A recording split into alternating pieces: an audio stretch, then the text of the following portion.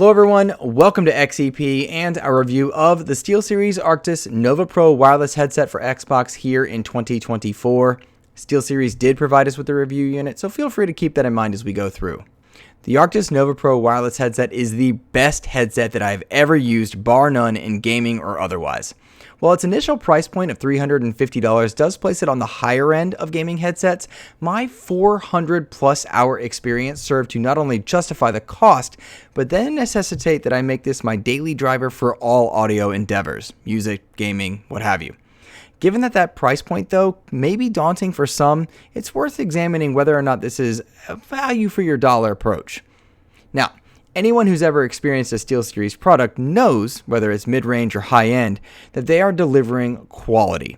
Nothing has changed here with the Arctis Nova Pro wireless here in 2024. In fact, it's evident that SteelSeries continues to spare no expense in crafting a premium experience overall, and that's evident from the moment you begin unboxing the product. Each element meticulously boxed, packaged, carefully laid out, and secure. That doesn't actually matter for the value of the unit, but it does set a tone for what to expect, and those expectations are fulfilled in your time with the unit. Like other Arctis headsets, the Nova Pro Wireless comes with a transmitter, and it's kind of my favorite piece of it if I'm being honest, because it makes me feel cool looking at the OLED display, and you got the dial for feature selection there. It's pretty neat because it showcases things like bitrate, audio sampling, battery level, that kind of stuff, but I feel cool looking at it. It may sound cheesy, but it's the reality of it. I use it to control things like chat mixing, kind of differentiating between Discord volume, in-game chat volume, bass, sound effects, in-game music. It's very easy to use here in conjunction with your kind of your on-screen options there. Pretty great there. The same transmitter houses line in and line out ports on the back, as well as a USB or, a USB to PC or Xbox port, which is something to make use of, and I'll talk more about that later on. The side of the unit also houses the battery right here. Pop it in, pop it out, super useful. SteelSeries tells us that each of the batteries lasts for about 44 hours when connected via transmitter and slightly less via Bluetooth. Happy to say I found myself experiencing very similar to that, maybe slightly under, slightly over, depending just kind of on how I was using it. But it's worth noting that the battery didn't get low often, and I didn't visit the transmitter very often unless the battery was low. It doesn't take long to swap, very simple to do. If you're not, though, going to be near your console, let's say you're traveling and you're connecting via Bluetooth or whatnot, you can plug in a USB-C into the left ear cup. Plug it in, 15 minutes, you get 3 hours for a quick charge, so that if you are gaming on the go or you're on an airplane and you just want to charge it right there real quick, you're good to go. You don't need the transmitter with you, just use Bluetooth connectivity and you can rock. I really appreciate that because for me, I never want to stop mid-raid, mid-match, in the middle of a super cinematic element in order to worry about whether or not my headset works or is charging. The 2-battery approach for me is the way to go, but if you're on the road, Bluetooth, like I said, just plug it up, super simple. It's a very easy process is what I'm saying, particularly for me as a console peasant who likes the plug-and-play simplicity approach.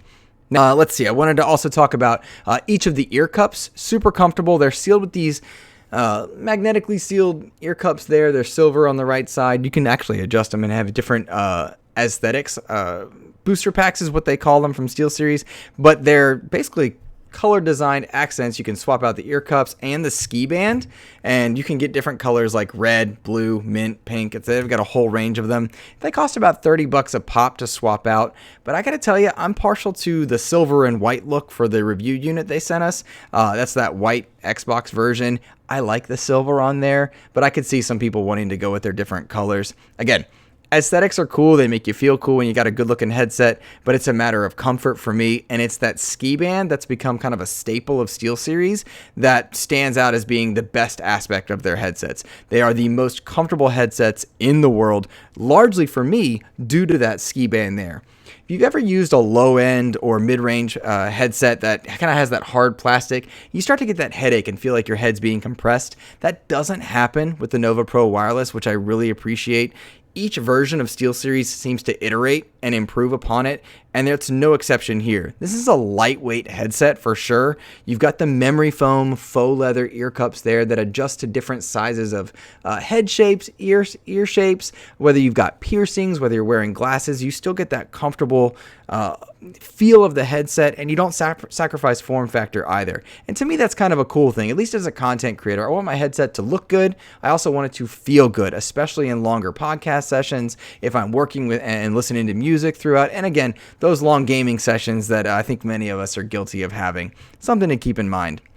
I have seen scuttlebutt from kind of more aficionados in the headset unit space, I guess you would say, that they wondered if maybe it wouldn't have been better if these ear cups were detachable and came off.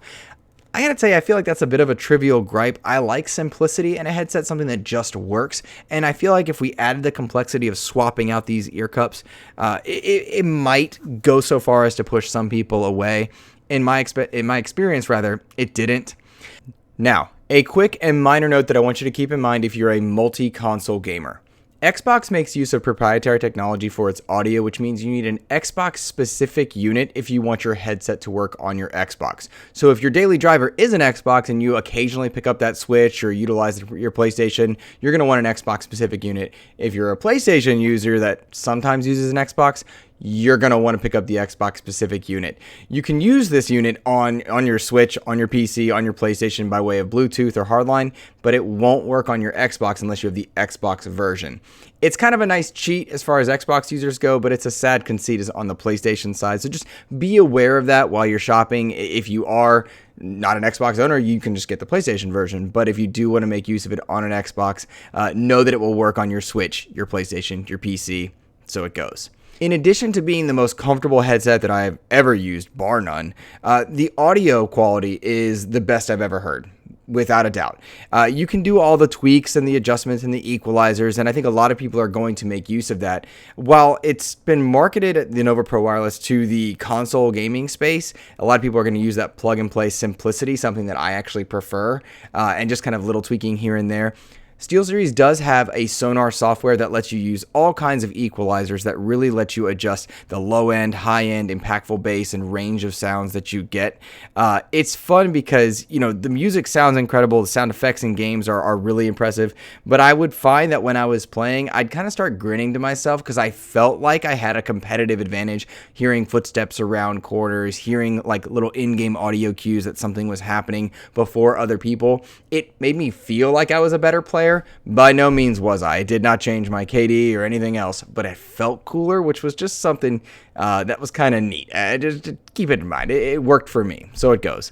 I also tested it with really audio-intensive games. The last headset I reviewed, I used Hellblade 2 because it's got those like really quiet whispers and then those big, impactful moments and sounds.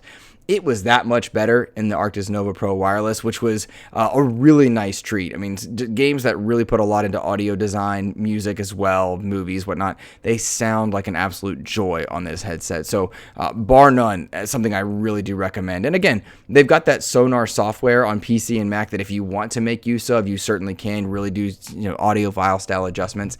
But it does only work on the PC side, so you don't adjust it and then it transfers over via Bluetooth to your Xbox or something like that. That doesn't happen. So it goes.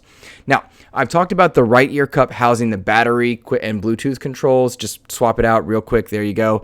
The left side, that's kind of your hub for all your other controls, your mute button, your power button, your volume wheel, that kind of stuff. It's got the retractable microphone that's on that flexible arm that I find to be really great. It's out of the way if you're sipping water or you're trying to have move it to the side to take a quick bite to eat, something I would never do in game or whatnot. I also noticed that the active noise cancellation is something that's in all headsets at this point, be they mid-range, high-end. It's just something special about the way it works with the Nova Pro Wireless.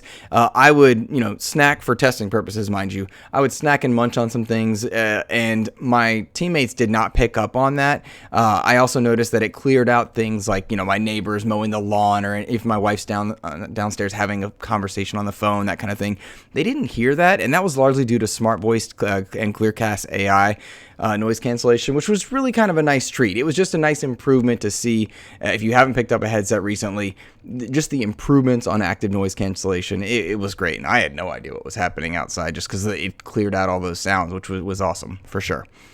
The bottom line, though, guys, is that the 2024 model of the Arctis Nova Pro Wireless is fantastic. It's the best I've ever used from any company at any tier of development. Even, those $1,000 headsets that you maybe get to try at a convention or whatnot.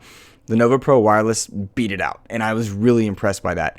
I will say that SteelSeries is my preferred company and has been since 2019 as far as headsets go with comfort and audio quality. I've used Arctis 9Xs, Arctis 7s, wired units, and other previous iterations of the Nova Pro Wireless.